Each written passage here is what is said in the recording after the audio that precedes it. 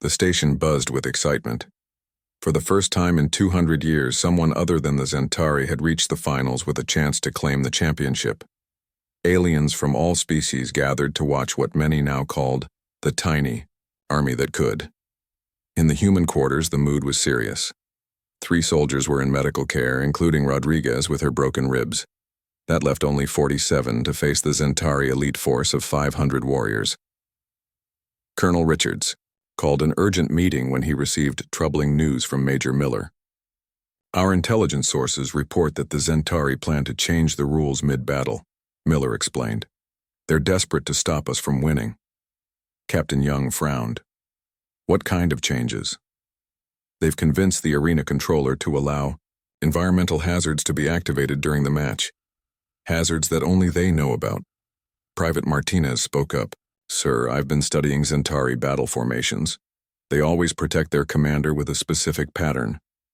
If we could somehow penetrate it. Richards nodded. That's our target then. But first, we need contingencies for their rule changes. Through the night, the humans prepared for every possible scenario. Lieutenant Williams set up emergency communication protocols. Nelson modified their equipment for maximum adaptability. They studied every Zentari weakness they had observed. The morning of the final battle arrived. The arena environment was a mix of all previous settings: forest, mountains, urban ruins, and open plains. Richards looked at his team one last time before they entered. We're outnumbered 10-1. The Zentari know our tactics now. They'll be ready for our usual approaches. So we give them something new, Young suggested. Richards smiled. Exactly. They expect us to hide, to use stealth. Today, we do the opposite. The humans entered the arena to the sound of thousands of aliens watching. Across the vast space stood the Zentari elite force. 500 massive warriors in gleaming armor led by General Krax himself. Humans, Krax called out, his voice booming across the field. Your tricks end today. Richard stepped forward. We're just getting started. The battle began. Unlike previous matches, the humans formed a tight group and moved directly toward the Zentari center. The alien audience gasped in surprise. What are they doing? Observers wondered. They're attacking head-on. But it was a diversion. As the main human force engaged the Zentari front line, small teams split off and circled behind. Suddenly, the arena floor shifted. Parts of the ground collapsed into pits. Walls of fire erupted from hidden vents. Just as Miller had warned, the Zentari had rigged the battlefield. Phase 2, Richards ordered through his comm. The humans activated special devices Nelson had prepared. The small discs they had scattered across the arena floor released clouds of dense smoke, obscuring vision for everyone, except the humans, who wore special contact lenses that could see through it. In the chaos, Private Martinez led a small team of 5 soldiers through a gap in the Zentari formation. Their target, General Krax himself. The Zentari warriors fought fiercely, their massive strength crushing anything in their path. Several humans took hard hits, forced to fall back with injuries, but the humans' speed and coordination gave them advantages. They attacked in perfect sync, striking vulnerable joints in the Zentari armor that Dr. Garcia had identified during their research. Martinez's team reached the inner circle protecting Krax. Using climbing gear, they scaled the back of a distracted Zentari warrior. From this high position, Martinez launched a specialized device that attached to Krax's command center. Package delivered, he reported. The device activated, sending an electromagnetic pulse that disabled the general's communication system. At the same time, it broadcast a message in the Zentari language. False orders that sent warriors running in wrong directions. Confusion spread through the Zentari ranks. Without clear leadership, their formation fell apart. Now, Richards ordered, all human teams converged on Krax. The general fought like a cornered animal, but he couldn't track the small, fast-moving humans attacking from all sides. With a final, coordinated strike, they brought the massive general down. Match concluded, the controller announced, shock evident even in the computerized voice. Victory, Earth. Silence fell across the arena, then erupted into thunderous noise as aliens reacted to the unprecedented outcome. As the battered but victorious human team regrouped, Major Miller approached with representatives from the Confederation Council. The Council has revised Earth's membership status, he told Richards. Full rights, a seat on the military council, and equal standing with all species. General Krax, now standing again but defeated, loomed over them. How? He demanded. How did your tiny army defeat us? Miller looked up at him calmly. Size isn't everything. What matters is how you use what you have. The battle seemed lost, so they called in humans. Part 2 Lieutenant Joe Carpenter walked into the alien war room with his hands in his pockets. The Federation officers stared at his casual stance. Krell Vor, the Federation's lead tactical officer, watched the human with all three of his eyes. You are late, Krell Vor said. His skin shimmered with metallic flecks as he spoke. Joe shrugged. Sorry, I was studying your battle plans. And? Krell Vor asked. They're too perfect, Joe said, pointing at the holographic display showing the upcoming mission. That's why you're losing, the alien officers murmured in confusion. Krell Vor's skin darkened, a sign of annoyance. Our plans are mathematically optimal, he said. Every movement and position has been calculated to maximize efficiency. Joe nodded.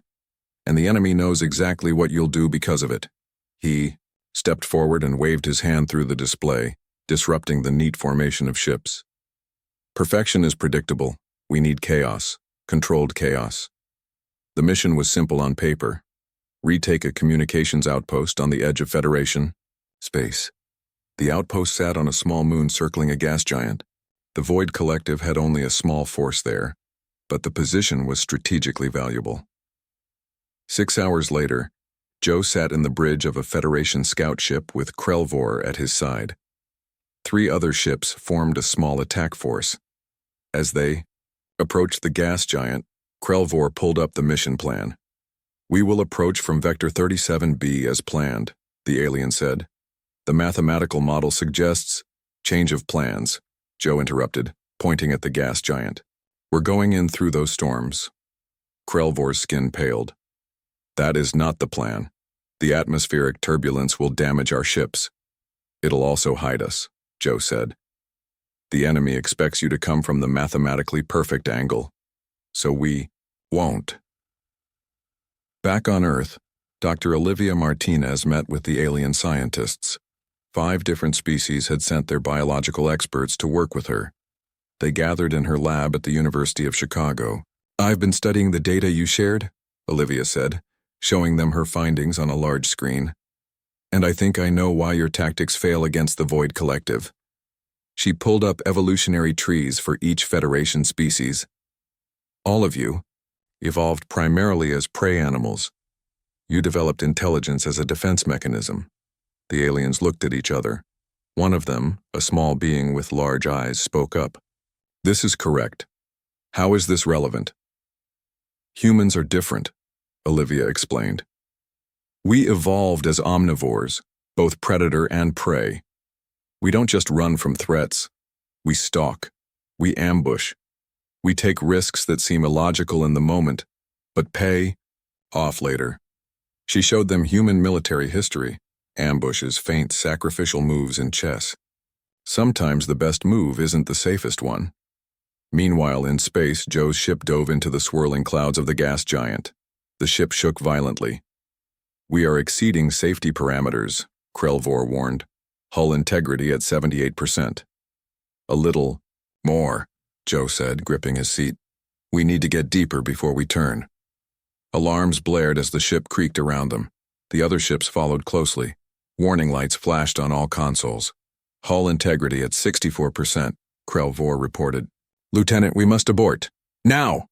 Joe suddenly shouted. Hard turn up and full power. The ships burst from the storm clouds directly beneath the moon. The Void Collective vessels were facing the wrong direction, their sensors confused by the storm interference. The Federation ships opened fire. Target their command center, Joe ordered. Ignore the defense ships for now. Krell Vor stared at him. That violates tactical doctrine. We must eliminate defensive capabilities first. Trust me, Joe said. The Federation ships concentrated fire on the main structure. It exploded in a brilliant flash. Without central command, the enemy ships began moving erratically. Their ships operate on a network, Joe explained. Cut off the head and the body falls apart. Within minutes, the remaining void ships retreated. The outpost was theirs. Krelvor's skin flickered with colors Joe couldn't interpret. Your approach violated 17 tactical principles. It risked our ships and personnel unnecessarily. It was inefficient and dangerous. But it worked, Joe said simply. Yes, Krelvor admitted. It worked. As they secured the outpost, Joe examined the alien technology. He activated his comlink. Captain? Right? We need to talk about these Void Collective guys. I think they have a weakness we can exploit. The battle seemed lost, so they called in humans. Part 3 Commander Peter Russell stood before 60 alien officers in the Federation training facility. The room was designed to accommodate beings of various sizes and shapes. Some floated in liquid, tanks. Others perched on high stands. A few looked almost human except for their colors or extra limbs. Today we're going to talk about something you might find disturbing, Peter said. He was a tall man with broad shoulders and a scar across his chin from his Marine days. We're going to talk about human warfare. He activated the display screen, showing ancient human battles, Romans in formation, medieval knights charging World War trenches. Humans have been fighting each other for our entire history, Peter explained. We've gotten very good at it. A Federation officer with translucent skin raised a tentacle. Why would you fight your own kind? It seems inefficient. Peter nodded. It is. But it taught us important lessons. He showed them concepts that made the aliens shift uncomfortably. Ambushes, decoys, feigned retreats, scorched earth tactics. This is the concept of acceptable casualties, Peter explained, pointing to a battle formation. Sometimes you must sacrifice some forces to achieve a greater victory. The aliens murmured in distress. One of them, a tall insectoid, spoke up. This is against our core principles. All lives must be preserved when possible. That's admirable, Peter said. But the Void Collective doesn't share those principles. They're willing to sacrifice their units. If you aren't prepared to make hard choices, you'll always be at a disadvantage. Back on Earth, Director Heather Collins walked through a converted factory in Detroit. What once made cars now produced specialized space gear for human soldiers. Workers welded metal frames and tested equipment. How soon can we ship these to the Federation? She asked the factory manager. First batch of 500 suits will be ready by Friday, he replied. The rest will follow next week. Heather nodded. Earth's governments had united for the first time in history. Old enemies now worked side by side. Russian engineers collaborated with American scientists. Chinese factories shared resources with European designers. Funny how it took aliens to make us work together, her assistant said. Heather smiled sadly. Nothing unites people like a common enemy. Meanwhile, on the Federation flagship Stellar Horizon, Captain Jack Daniels watched space. Through the massive viewing window, unlike Federation ships with their flowing organic designs, human vessels were being fitted with armor and weapons in a way that made most aliens uncomfortable. Your ships look aggressive, said Admiral Zexitara, standing beside him. Jack shrugged. Form follows function, Admiral. We're building warships, not pleasure cruisers. The Void Collective is approaching the Rigel system, Zexitara said. We've lost contact with 3 outposts there. Then we need to move faster, Jack replied. He pointed to a human vessel being modified with Federation technology.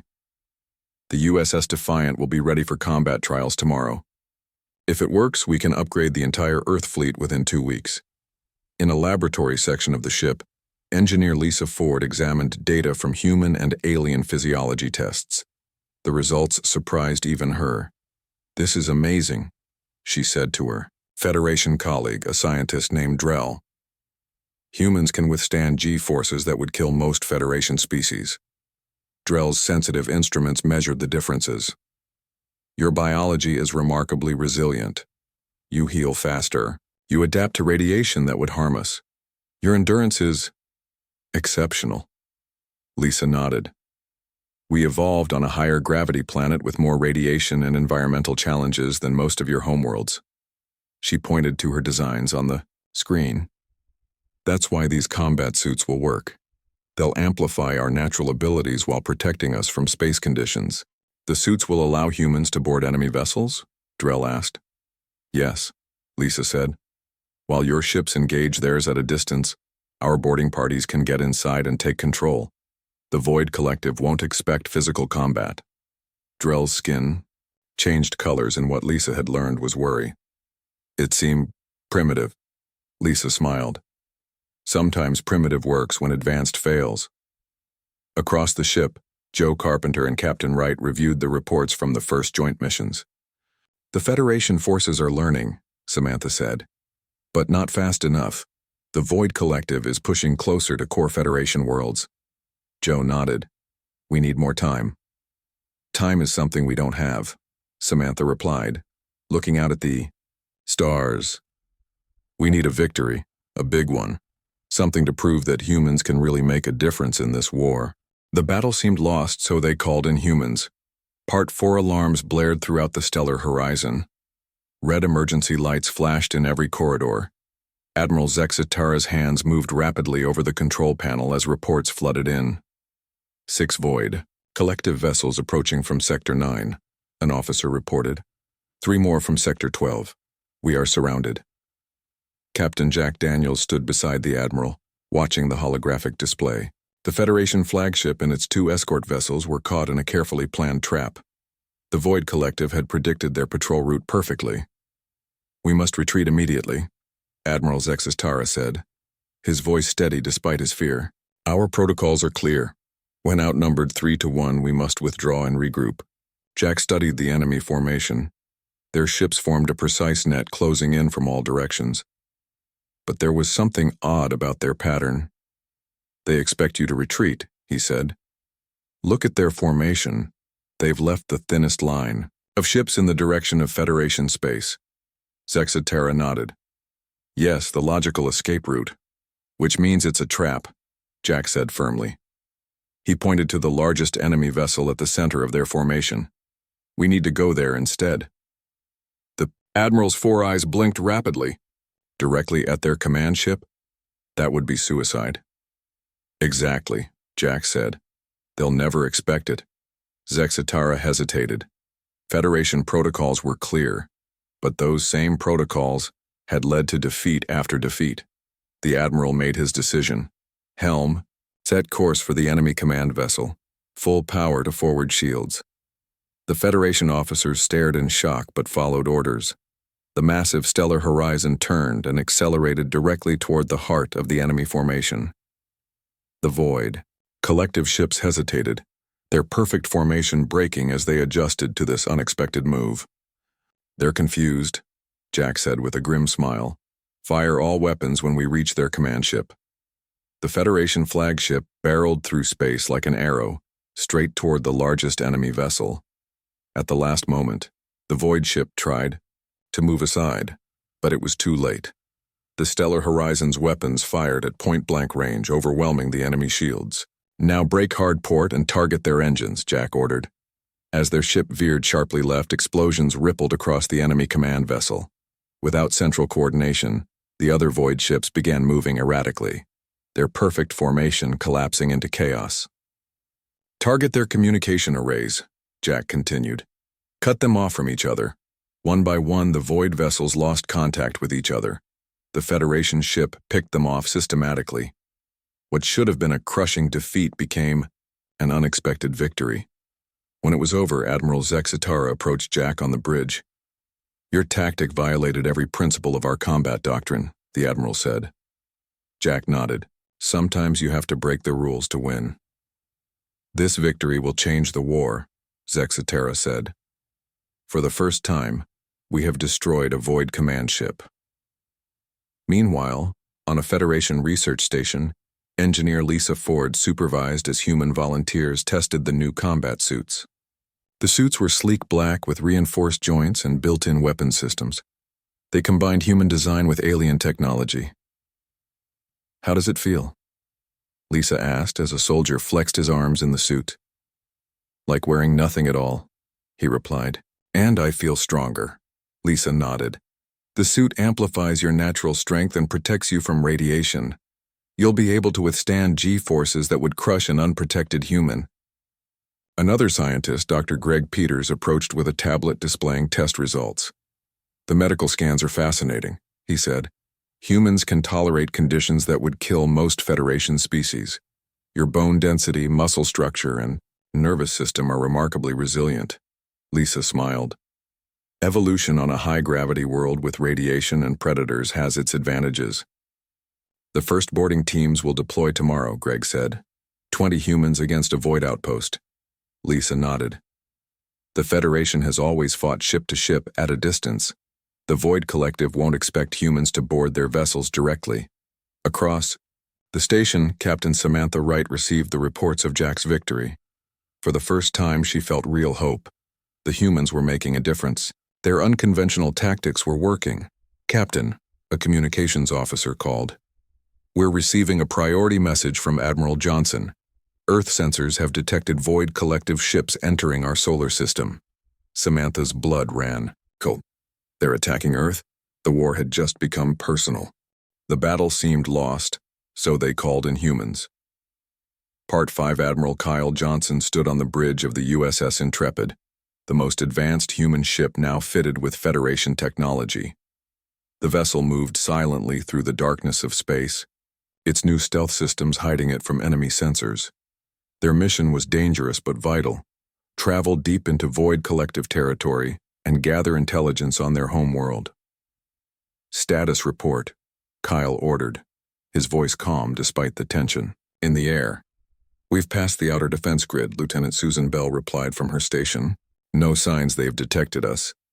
The ship slipped between two massive Void patrol vessels. The enemy ships were black and angular, designed for efficiency rather than aesthetics.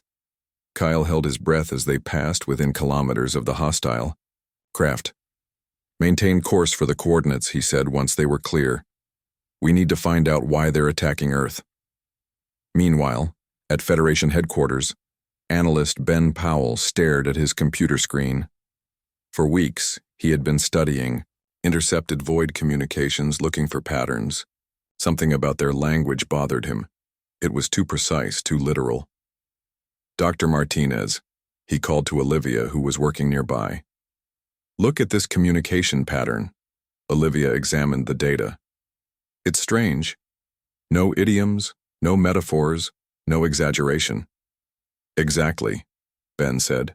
"I think the Void Collective species evolved differently than both humans and Federation species. They communicate with perfect precision." Olivia's eyes widened. "Which means they might not understand deception." "It's more than that," Ben said, excitedly. "I don't think they can lie. Their language has no words for fiction or falsehood. Everything they say is literally true from their perspective." "So they've never encountered a species that can deliberately mislead them," Olivia said, realizing the implications. "They wouldn't understand military deception, feints, or bluffs." Ben nodded. "This could be the advantage we need." Back in Void territory, Admiral Johnson's ship approached a massive structure orbiting a red giant star. It appeared to be the central hub of Void Collective operations. "Begin passive scans," Kyle ordered. "Record everything." For hours, they observed and collected data.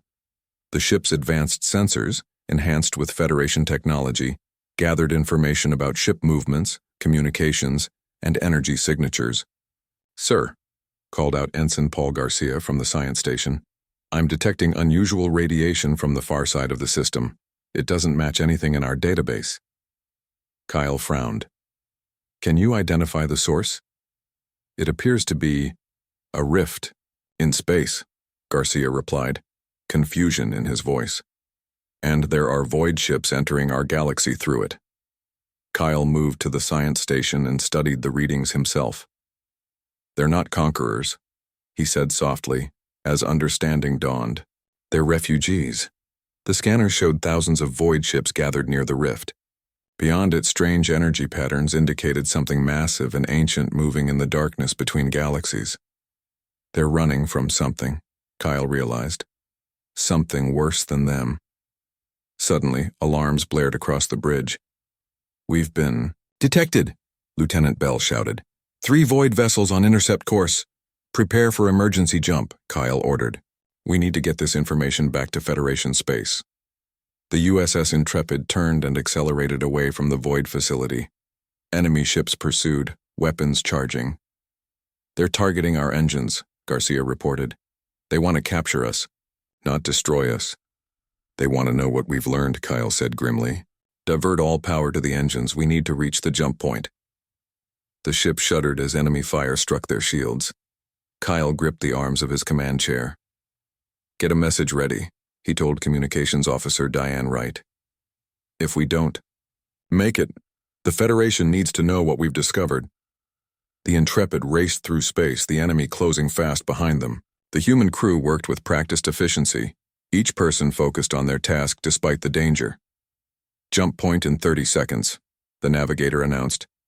Kyle took a deep breath. "Send the data burst now. Encrypt with the newest Federation protocols." A beam of information shot from the Intrepid toward Federation space, carrying their critical discovery. Seconds later, the ship vanished into faster-than-light travel, narrowly escaping the Void Collective's grasp. The true nature of their enemy was now revealed, and with it perhaps a path to ending the war. The battle seemed lost, so they called in humans. Part 6 Major Nicole Grant stood on a hill overlooking the Arizona desert. The early morning sun cast long shadows across the sand. Behind her, soldiers from 20 countries prepared defenses. Tanks and artillery pieces were positioned among the rocks. Fighter jets stood ready at nearby airfields. "They're coming," her radio crackled. "Void ships entering atmosphere over the Pacific." Nicole nodded grimly. Despite humanity's best efforts, the Void Collective had reached Earth. Now they would face the full fury of humanity fighting for its home. "All units prepare for contact," she ordered. "Remember your training."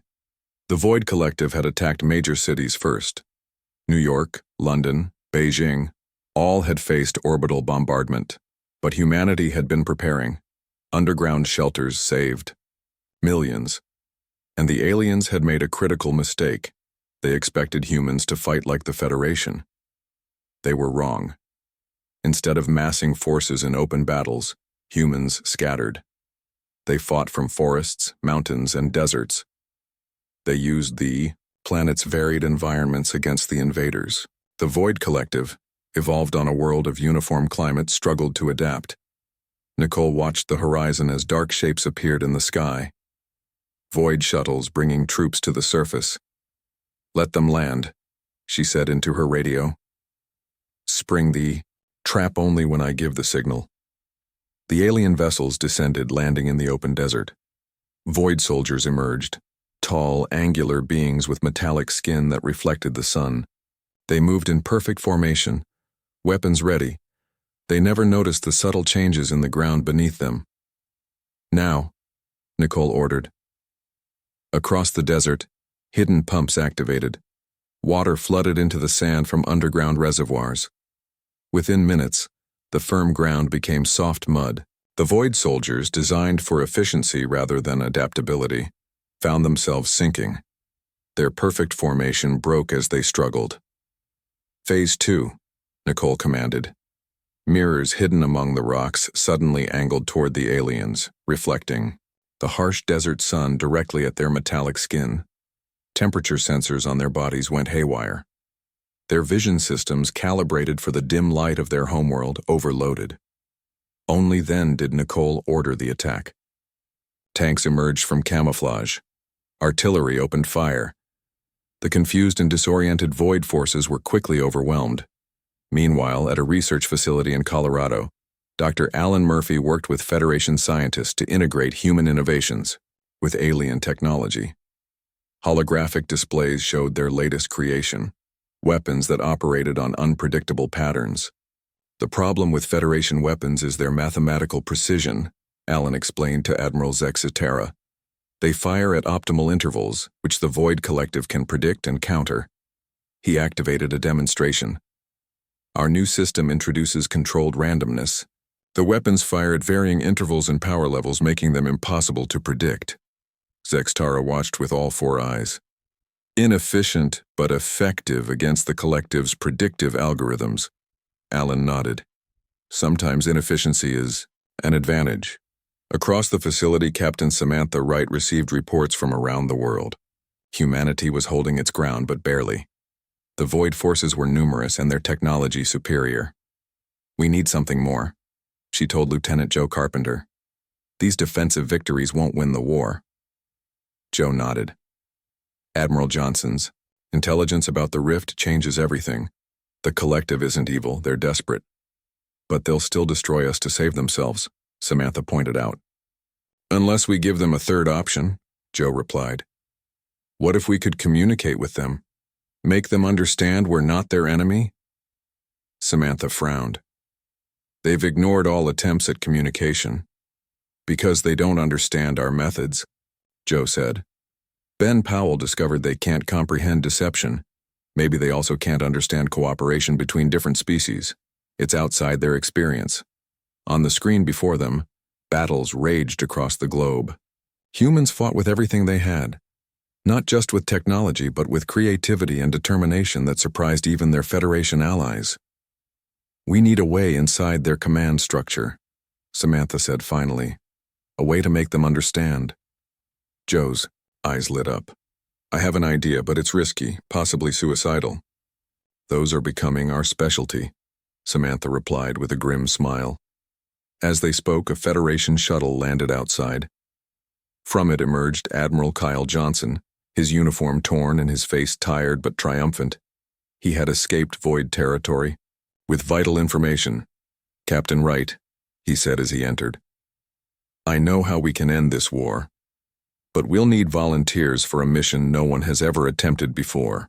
The battle seemed lost, so they called in humans.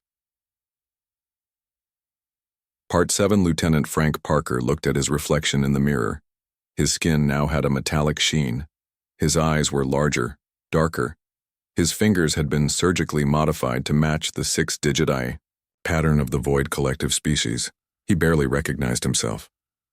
The genetic modifications will last approximately 72 hours, Dr. Olivia Martinez explained as she checked his vital signs. After that, your body will begin to reject the changes. Frank nodded. Around him, 11 other volunteers underwent similar transformations. They would become the first humans to infiltrate the Void Collective command structure. Remember, they communicate almost telepathically through skin contact, Admiral Johnson reminded the team.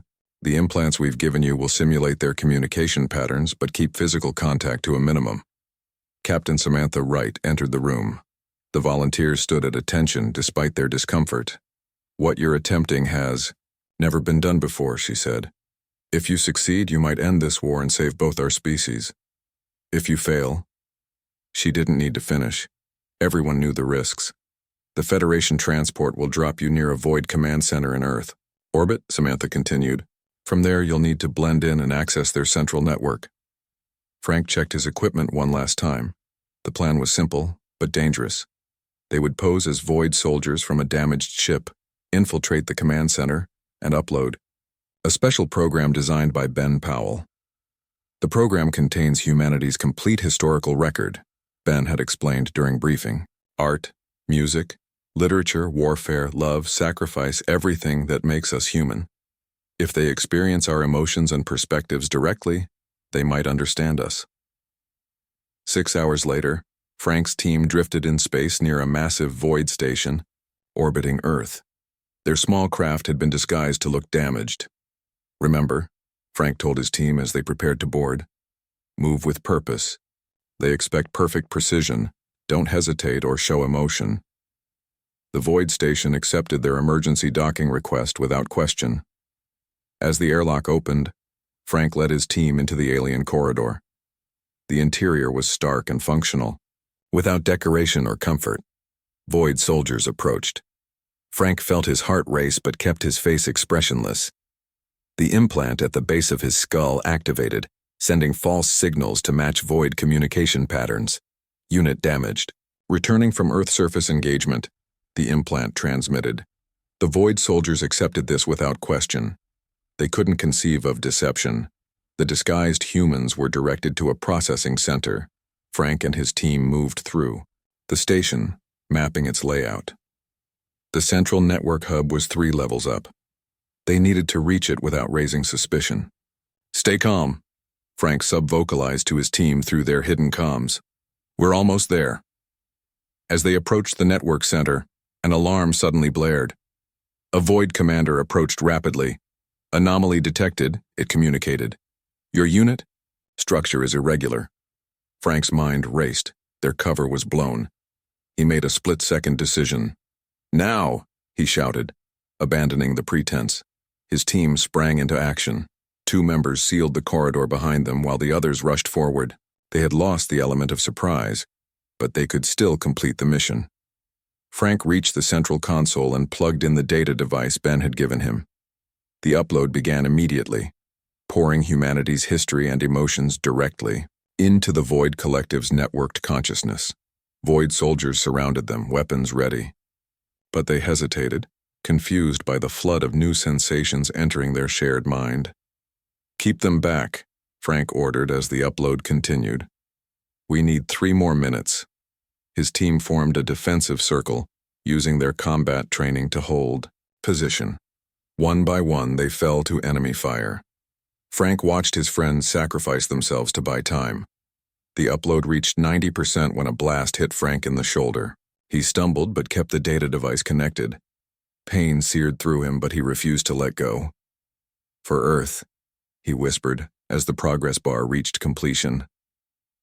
Throughout the Void Station, the aliens froze as they experienced something entirely new to their species, the full spectrum of human emotion. Love, hate, fear, hope, grief, joy. Feelings they had never known cascaded through their collective consciousness. Frank collapsed to his knees, his mission complete. Through blurring vision, he saw the Void soldiers lower their weapons, overwhelmed by their first encounter with the complexity of the human spirit. The battle seemed lost, so they called in humans. Part 8-2. Weeks after the infiltration mission, Captain Samantha Wright stood in the Great Hall of the Federation Council. The circular room held representatives from all 7 Federation species, as well as a delegation from Earth. Admiral Zexatara addressed the assembly. "Today we honor the sacrifice of those who gave their lives to end this war," he said, his voice solemn. "Especially the human strike team that changed everything." Samantha glanced at Lieutenant Frank Parker, who sat in a hover chair nearby. He was the only survivor of the infiltration team, rescued by a daring Federation raid after the Void Collective's forces had stood down. His body was still recovering from the genetic modifications and battle wounds. "Lieutenant Parker's team did more than win a battle," Zexatara continued. "They achieved what we thought impossible: communication with the Void Collective." On the large screen behind him appeared an image of the massive rift in space that Admiral Johnson had discovered. Beyond it lurked shadowy forms, ancient and terrible. "We now understand that the Void Collective were not conquerors by choice," the Admiral explained. "They were fleeing from a threat to their home galaxy, a species they call the Devourers."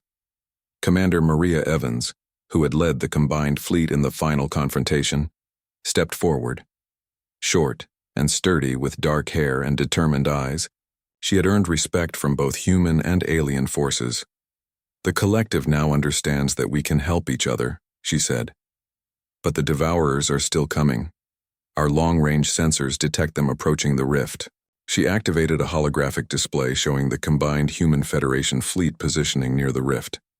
At its center was an experimental weapon, a device that could collapse the rift but required manual detonation. "The weapon must be triggered from inside the rift," Maria explained. "A one-way mission." The room fell silent. Everyone understood what this meant.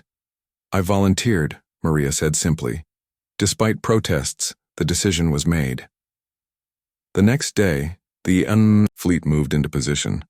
On the bridge of her ship, Commander Evans gave final orders to her crew. "Get to safe distance once I enter the rift," she instructed. "The resulting space-time distortion will be massive." Captain Wright's voice came over the communication system. "Maria, there has to be another way." Maria smiled sadly. "Sometimes there isn't, Sam. Sometimes the math is simple. One life to save billions." As her ship approached the rift, sensors detected massive energy signatures. The Devourers were coming through. "All ships, maintain position," Maria ordered. "I'm going in." Her small vessel entered the swirling energy of the rift. Strange lights and shadows played across her view screen. Behind her, the first of the Devourer ships began to emerge, massive, ancient vessels that seemed to absorb light. With steady hands, Maria activated the device. "Detonation in 30 seconds, she reported. "It's been an honor serving with all of you, humans and Federation alike." The explosion was visible from light years away. The rift collapsed in on itself, sealing the pathway between galaxies. The few Devourer ships that had made it through were quickly destroyed by the combined fleet. 1 month later, Earth hosted a ceremony to honor those lost in the war. The surviving members of the infiltration team stood alongside Federation dignitaries. A new monument was unveiled, a simple stone obelisk with names etched in multiple languages. Admiral Zexitara addressed the crowd. "The Federation existed for 10,000 years before we met humans. We had advanced technology, vast knowledge, and perfect logical systems. But we lacked something essential that humanity showed us: the courage to face impossible odds with hope." He gestured to the stars above. "Today, humans join the Federation as full members, not as junior partners, but as equals who bring unique strengths. The universe is vast and full of dangers, but together, we are stronger than apart." Samantha Wright looked up at the night sky. The stars seemed brighter somehow. Humanity had faced its greatest challenge and proven its worth. They had shown the galaxy that sometimes when the battle seems lost, you need to call in humans. And somewhere out there, new adventures waited.